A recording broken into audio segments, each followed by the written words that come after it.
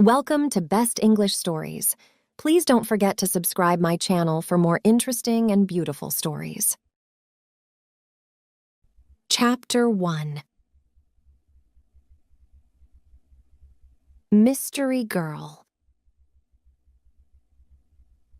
It all began on a beautiful spring morning in a village called Whistler in Canada, a pretty little village in the mountains of British Columbia.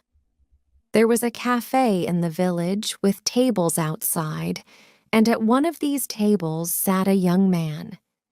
He finished his breakfast, drank his coffee, looked up into the blue sky, and felt the warm sun on his face. Nick Lortz was a happy man. The waiter came up to his table. "More coffee?" he asked. "Yeah, great," said Nick. He gave the waiter his coffee cup. The waiter looked at the camera on the table. "On vacation?" he said. "Where are you from?" "San Francisco," Nick said. He laughed. "But I'm not on vacation. I'm working. I'm a travel writer, and I'm doing a book on mountains in North America. I've got some great pictures of your mountain." The two men looked up at Whistler Mountain behind the village. It looked very beautiful in the morning sun. "Do you travel a lot then?" asked the waiter. "All the time," Nick said. "I write books, and I write for travel magazines. I write about everything. Different countries, towns, villages, rivers, mountains, people." The waiter looked over Nick's head. "There's a girl across the street," he said. "Do you know her?" Nick turned his head and looked. "No, I don't." "Well, she knows you, I think," the waiter said. "She's watching you very carefully." He gave Nick a smile. "Have a nice day." He went away, back into the cafe. Nick looked at the girl across the street. She was about 25, and she was very pretty. "She is watching me," Nick thought. Then the girl turned and looked in one of the shop windows. After a second or two, she looked back at Nick again. Nick watched her.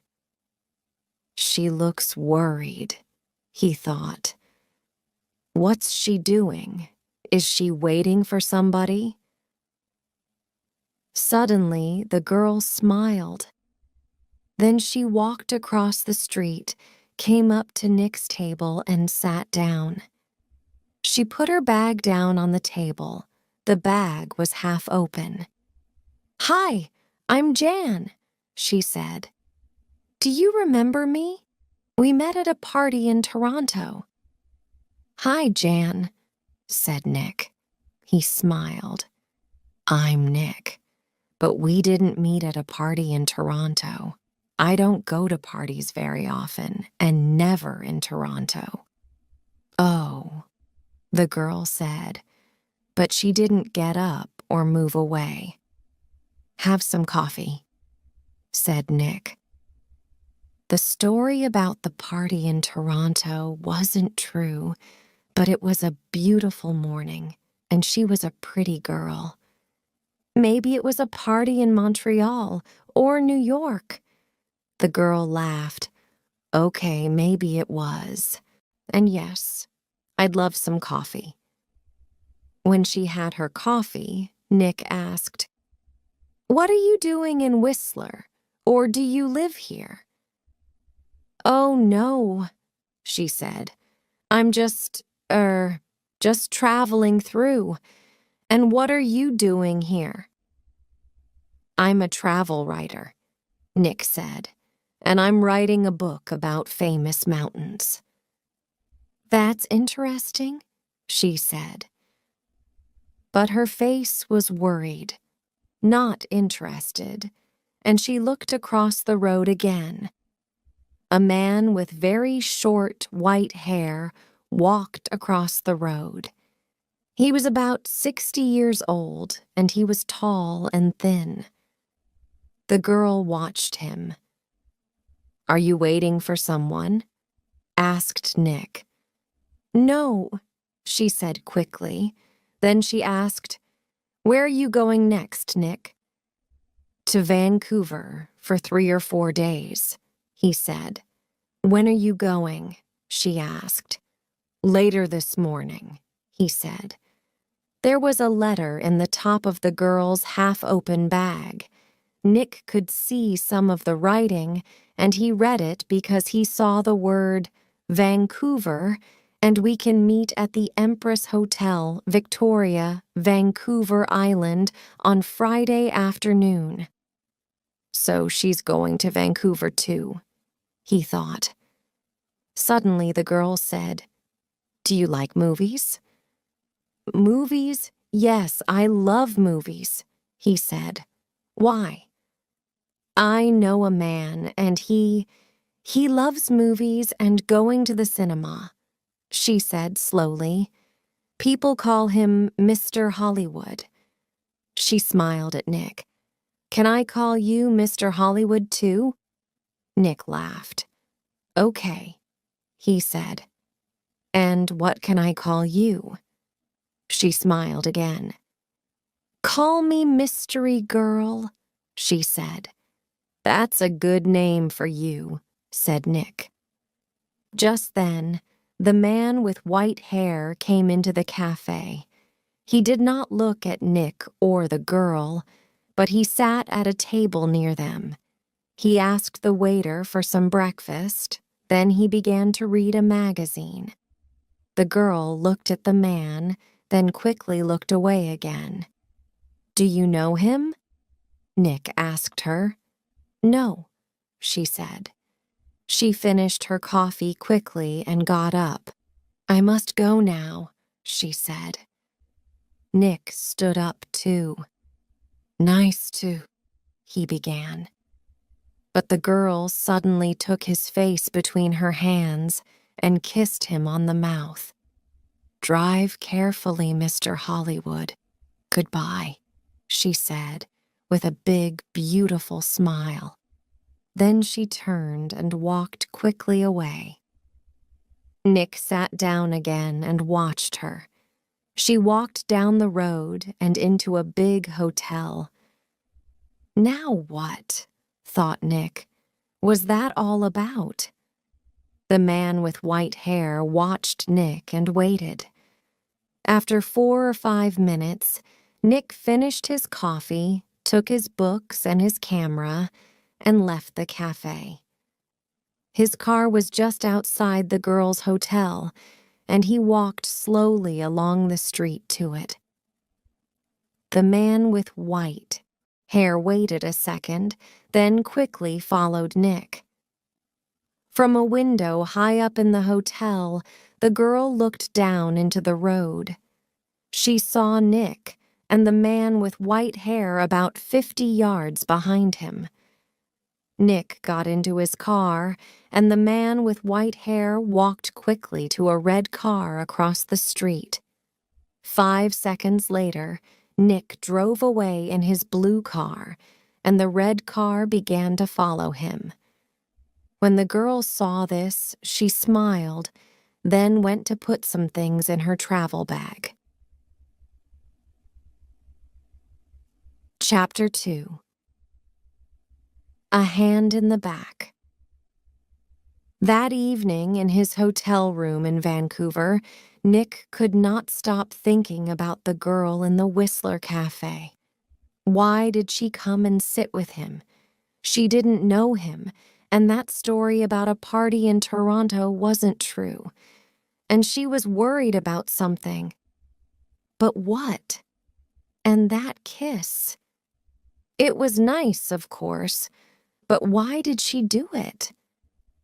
Maybe she liked my face, Nick thought, or my brown eyes. But I'm not going to see her again, so it doesn't matter. Forget it.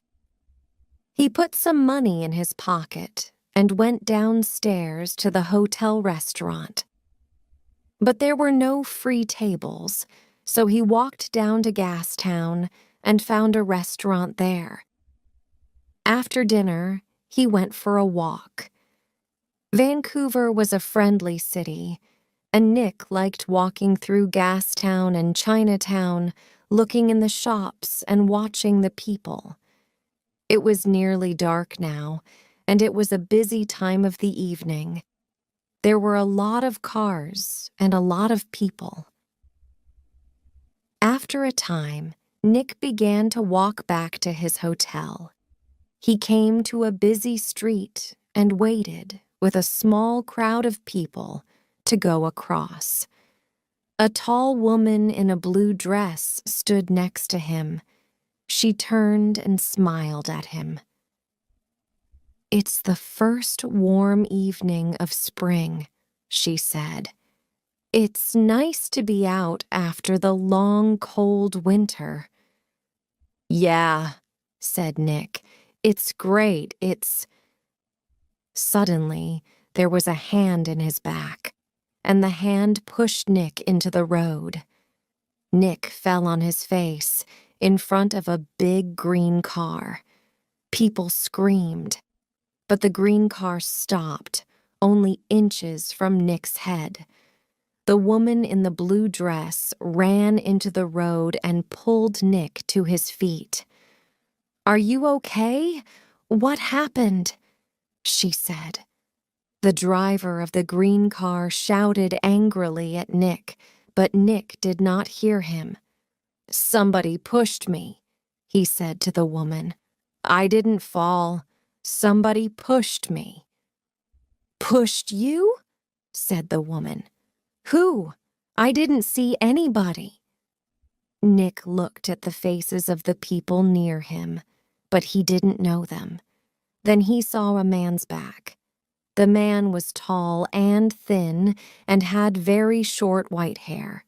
He walked quickly away down the street and did not look back. "Hey, you!" Nick shouted. "Wait!" But the man did not stop, and he was soon lost in the crowds. "Did he push you?" asked the woman in the blue dress. I don't know," Nick said. "Do you know him?" she asked. "I don't know his name," Nick said, "but I know that short white hair. Now where did I see it before?" The woman began to move away. "I must get home," she said. "Are you okay now?" "Yeah, I'm okay," Nick said. "And thanks for your help." "That's okay." The woman smiled. "Be careful now." Back in his hotel, Nick sat on his bed and thought. It was an accident. Nobody pushed me. It was an accident. Nobody wants to kill me. And there are hundreds of men in Vancouver with white hair. It was 1 o'clock in the morning, but Nick couldn't sleep. He listened to the cars in the road, and he looked at the night sky through his hotel room window. Then he sat at the table and tried to write some more of his book about mountains, but he couldn't think about his work. He got back into bed. There were 4 or 5 magazines in the hotel room. They were not very interesting, but Nick sat in bed and opened one and saw a photo of Mystery Girl. He looked at the picture very carefully. But yes, it was her. Jan, the girl from the Whistler Cafe. She was next to a man of about 50 or 55, and they were in the garden of a big, expensive house. They smiled at the camera, and they looked very happy. Canadian millionaire, Howard Hudson, and his daughter Meg, it said under the picture, at their home in Toronto. Meg Hudson, not Jan, not Mystery Girl. Meg Hudson, the daughter of a millionaire. Nick read it again. Why did she come and sit with me in the cafe at Whistler? He thought. Millionaires' daughters don't sit with strangers in cafes and then give them a big kiss when they leave. Why did she do it? What did she want? He thought back to the cafe in Whistler and the girl next to him at the table. Then he remembered something. He remembered a man at a table near them in the cafe. A tall, thin man, about 60 years old. A man with very short white hair. Nick didn't sleep much that night. Chapter 3. A walk in the park. The next day was Thursday. Nick stayed in his hotel room and wrote about mountains all morning. Then he drove to Stanley Park in the afternoon. He sat and read a book for an hour. Then he went for a walk under the tall trees. There was nobody here. It was quiet, and he could walk and think. He thought about Meg Hudson and about the man with white hair. Did he know Meg Hudson? Did she know him? He remembered Meg Hudson's last words. Drive carefully, Mr. Hollywood. Why did she say that? Why did she call him Mr. Hollywood? He didn't understand any of it. Suddenly, he heard a noise. He stopped. That was a gun, he thought. There's somebody in the trees with a gun. There it is again. Then something hit the tree over his head. Somebody's shooting at me, Nick thought. He turned and ran, and somebody began to run after him. Nick ran through the trees. There was no sun in here, and it was half dark, and there were no people, nobody to help him. I must get to my car, Nick thought. Find some people. The police. He ran on. He could still hear the gunman behind him, so he ran faster. After 3 or 4 minutes, he stopped and listened. Nothing. It was all quiet. Nick was afraid. What's happening? He thought. Why is somebody shooting at me? First a hand pushes me in front of a car, and now somebody's shooting at me. He waited another second or two, then walked quickly back to his car. He was very careful. He looked and listened all the time. But nobody came out of the trees, and nobody shot at him. Then he saw people, women with young children, some boys with a football, 2 men with a dog. He began to feel better. Nobody can shoot me now, he thought. Not with all these people here.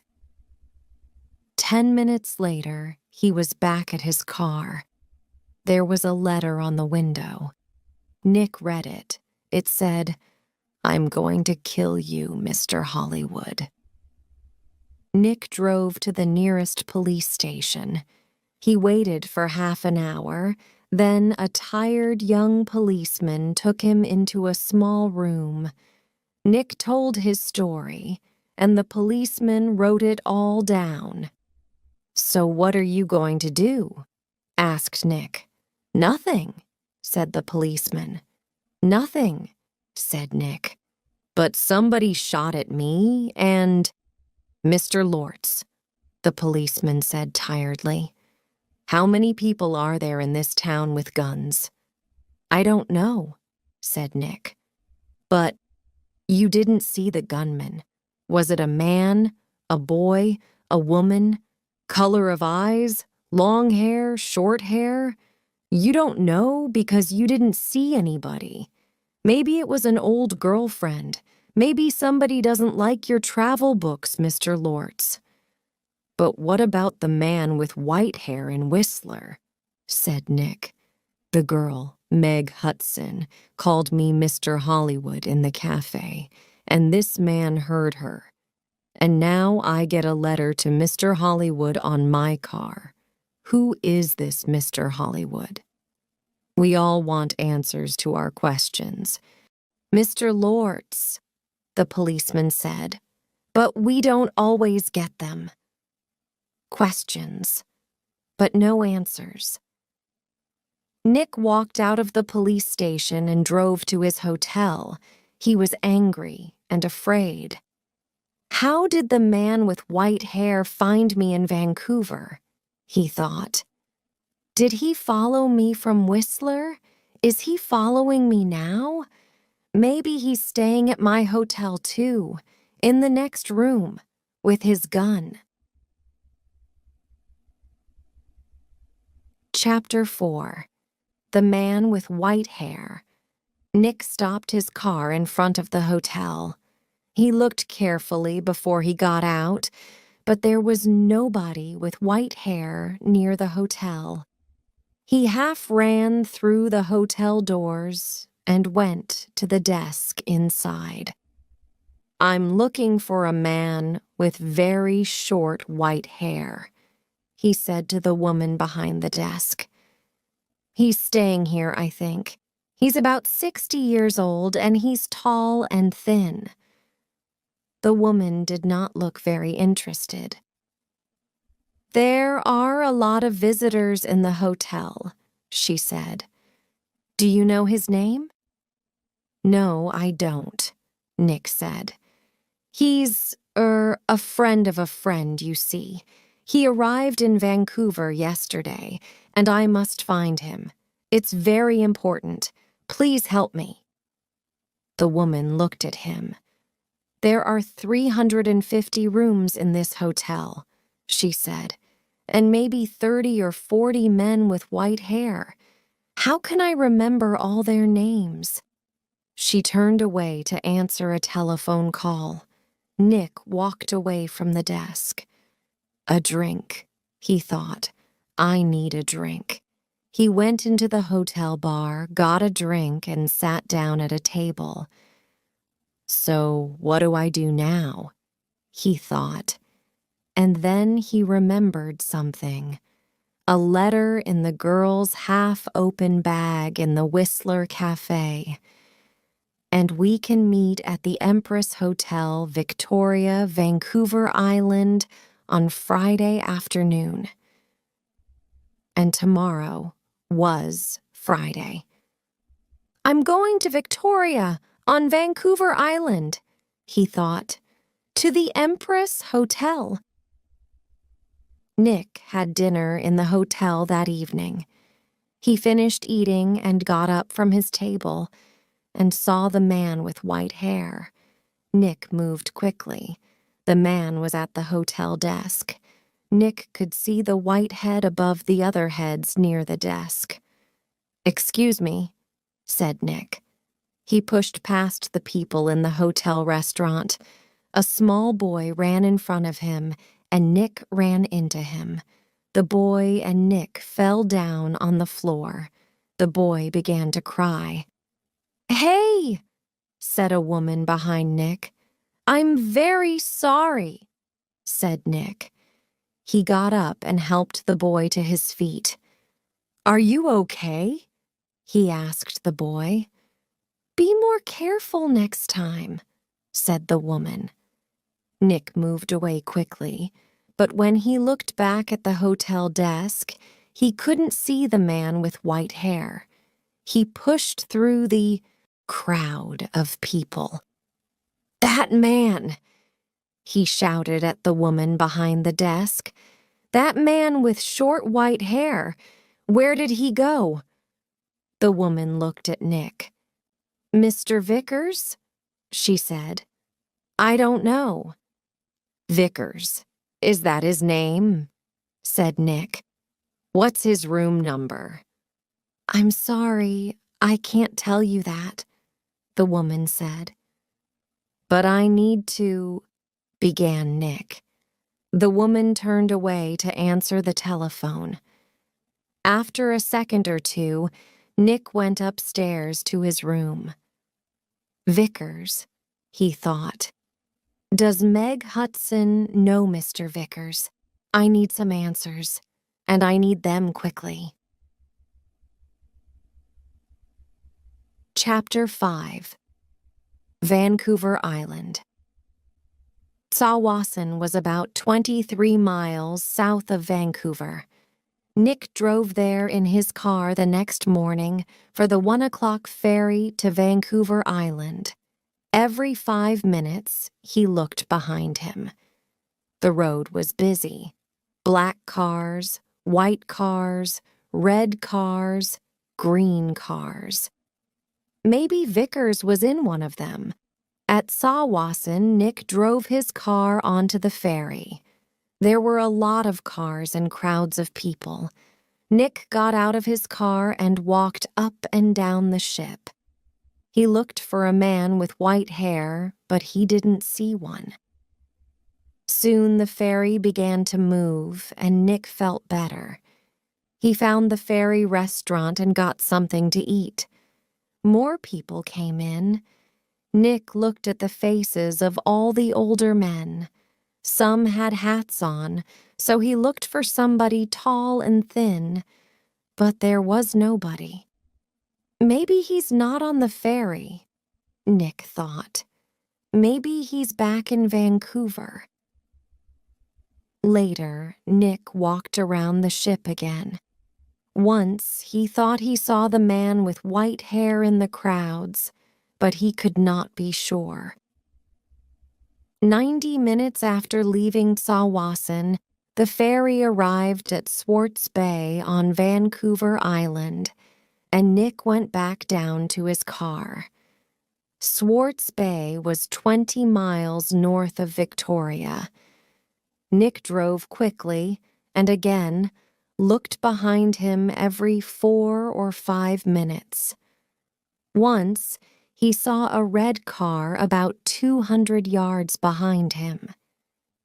Did I see that car on the road from Vancouver to Tsawwassen? He thought. He drove more slowly, but the red car still stayed 200 yards behind him, and Nick couldn't see the driver's face or hair. Soon he was in the busy streets of Victoria, and Nick didn't see the red car behind him again. Victoria was a city of gardens and beautiful old buildings. Nick liked Victoria very much, but today he wasn't interested in gardens or buildings. He found the Empress Hotel, went inside and walked across to the desk. "Can I help you?" a young man asked Nick. "I'm meeting a friend here this afternoon," said Nick. "Miss Hudson." "Hudson?" said the young man. "Wait a minute." He went away and came back. "Sorry, but there's no Miss Hudson staying here." Nick took something from his pocket. It was the photograph of Meg and her father from the magazine. "This is her," he said. The young man looked at the picture. "Oh, right. You mean Howard Hudson's daughter," he said. "She's not staying here, but I saw her 10 or 15 minutes ago. She was with somebody, a man. He asked me about the tea room." "The tea room?" said Nick. "Where's that?" The man with short white hair was tired. He couldn't sleep, and he couldn't eat. He thought about only one thing, all the time. He drove, and he watched, and he waited, and he followed. When he drove into Victoria, the streets were busy, and suddenly he lost the blue car in front of him. Angrily, he drove around the city, past all the big hotels. "I must find him," he said. "I must do it. Today." Then he saw the Empress Hotel, and in the street outside it, a blue car. He drove past the hotel, left his car, and ran back down the street. He went across the road and walked past the downstairs windows. There was a big room with tables and chairs and a lot of people. He looked carefully at all the faces. "There she is," he said suddenly. There were two men with the girl. He couldn't see their faces, only the backs of their heads, but one of the men was in a green shirt. "Mr. Hollywood," the man said, and smiled. "Goodbye, Mr. Hollywood." People in the street turned to look at him, but the man did not see them. He walked up to the doors of the hotel and put a hand into his pocket. Inside, the gun was cold and hard. Chapter 6. A Tea Party. Nick looked through the doors of the tea room in the Empress Hotel. Meg Hudson sat at a table with a man. The man was about 30, or maybe a year or two younger. He was tall and brown from the sun. He wore a white shirt, white trousers, and white shoes. He said something to Meg, and she laughed. She looked very happy. A waiter came up to Nick. "Can I get you some tea?" he asked. "No, thanks," said Nick. "I'm with the two people over there," and he walked across to Meg's table. "Hello, mystery girl," said Nick. "Remember me? We met at Whistler. Your name was Jan then, but maybe today it's Meg Hudson." Meg Hudson looked up at him. "Oh," she said, and her face went red. "Who is this, Meg?" asked the man. "This is Nick," said Meg. "He's a writer. Nick, this is Craig Winters." "Sometimes called Mr. Hollywood," said Nick. "Maybe. But how did you know that?" asked Craig Winters.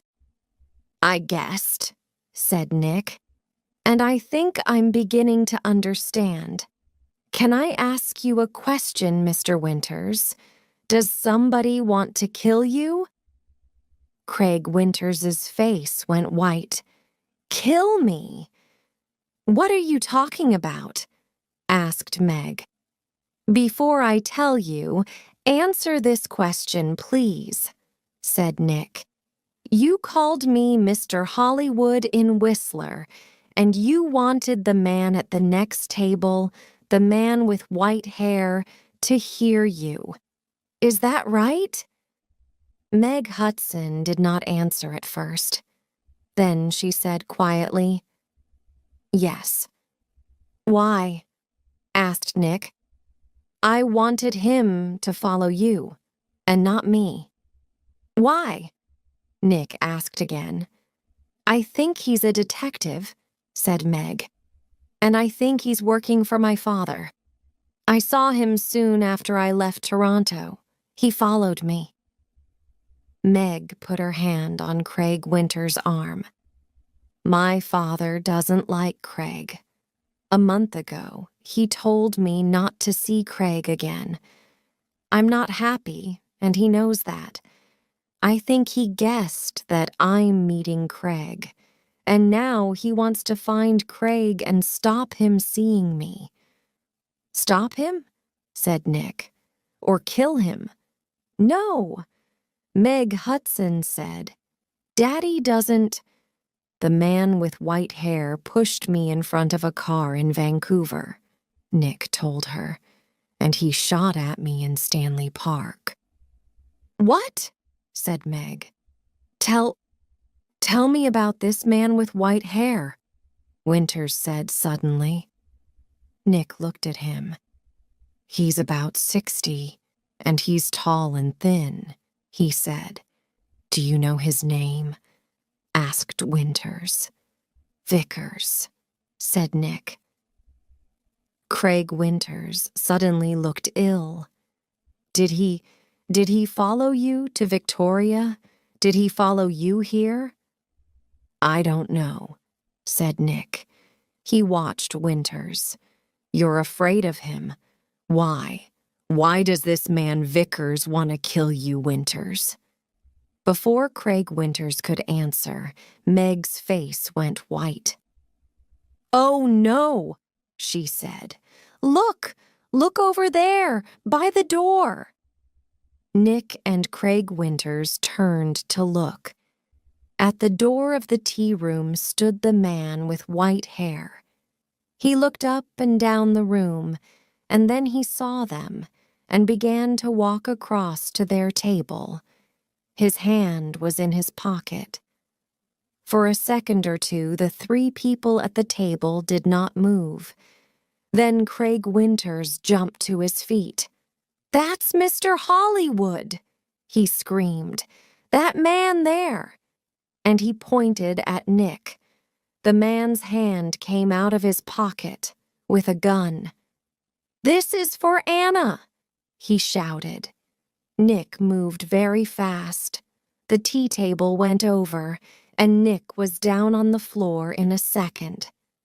The shot went over his head, and Meg screamed. At the same time, Craig Winters shouted out and put a hand on his arm. There was blood on his white shirt. Then more people began to scream, and two waiters pulled the man with white hair down onto the floor. "Get the police!" Somebody shouted.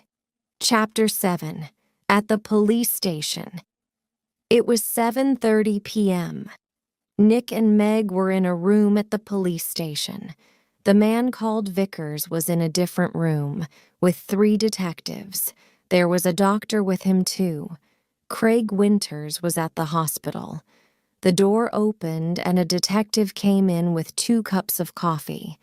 He put them down on the table and turned to go out again. "Detective Edmonds," Meg said. "Did the hospital call? Is Craig going to be all right?" "Winters?" Detective Edmonds said. "Yes, he's going to be okay." "Can I call the hospital now?" asked Meg. "I'd like you to wait," said Edmonds. "Detective Keat is going to be here in a minute. He's just coming from the airport and—" He looked through the open door. "Ah, here he is now." A second detective came into the room, and behind him was a tall man with dark hair. Meg stood up quickly. "Daddy!" she cried. "What are you doing here?" "The police called me," said Howard Hudson, "and I flew here at once. Detective Keat met me at the airport. Now, sit down, Meg. I want you to listen to me." He did not look at Nick. Meg sat down and her father took her hands. "Meg, last week Johnny Vickers came to my house. He wanted to talk about his daughter. You remember Anna, Meg? 3 months ago, she jumped off a bridge in Boston and died. She was young, beautiful, rich, and she didn't want to live. Why? Because she loved a man, and the man took her money, ran away, and left her. And the man was called—" "No," said Meg. "No." "Yes, Meg, yes. He was called Mr. Hollywood." "No," shouted Meg. She began to cry. "That's right, Miss Hudson," said Detective Keat quietly. "To you, he gave the name Craig Winters. When Anna Vickers knew him, he was Carl Windsor. But he liked all his, girlfriends to call him Mr. Hollywood. He took nearly $50,000 from Anna Vickers, and there was a girl before that." "No, it's not true," Meg shouted. "It is true, Meg," said her father. "Winters, Windsor, gets all his money from rich men's daughters. Johnny Vickers loved his daughter. He went to her house in Boston after she died. He read her letters and learned about the money and the name Mr. Hollywood. And when he came to my house, I told him about you, Meg. I said, "My daughter's got a new boyfriend, and she calls him Mr. Hollywood.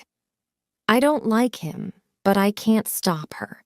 She's going away to meet him next week, I think. What can I do?"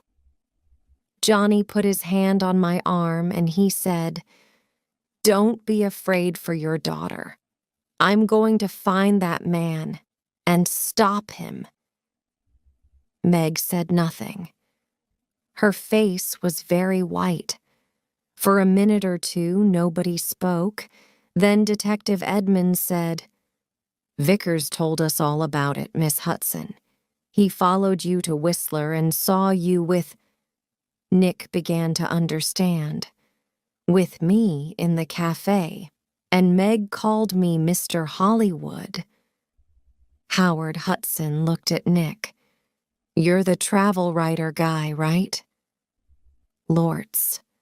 "Nick Lortz," said Nick. "Vickers nearly killed me. He shot at me twice and—" But Howard Hudson was not very interested in Nick. He looked at his daughter again. "How much money did you give him, Meg?" he said. I gave him $25,000, said Meg. "Only for 2 or 3 months, he said. Then She began to cry again. "Well, you can say goodbye to that money," said Hudson angrily. "What's going to happen to Vickers?" Nick asked Detective Edmonds. "Hospital, I think," said Edmonds. "Okay, he shot at you and about 50 people saw him, but he's not a well man. The doctors are going to put him away in a hospital." Howard Hudson stood up. "Okay, Meg, I'm going to take you home. My plane is waiting at the airport."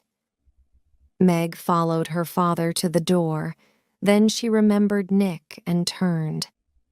"I'm sorry," she said. "I got you into all this. I called you Mr. Hollywood. That was wrong, but I didn't know." "It's okay," said Nick. "You know everything now, and it's better to learn it now and not later, $50,000 later." Chapter 8. A Nice Smile. Nick took the evening ferry back to Vancouver. He was tired and hungry, so he went down to get some dinner in the ferry restaurant. The restaurant was busy, and there was only one free table. Nick sat down quickly and began to eat. "I must get back to work tomorrow," he thought, "and forget about millionaires' daughters and men with guns." "Excuse me," somebody said. "Can I sit with you?" Nick looked up. There was a pretty girl next to his table. He got up. It's okay," he said. "You can have this table. I don't want it." And he began to move away. "Please don't go," the girl said. "Stay and finish your dinner." She smiled at him. It was a nice smile. But Nick knew all about nice smiles. "I'm not hungry," he said. And he walked quickly out of the restaurant.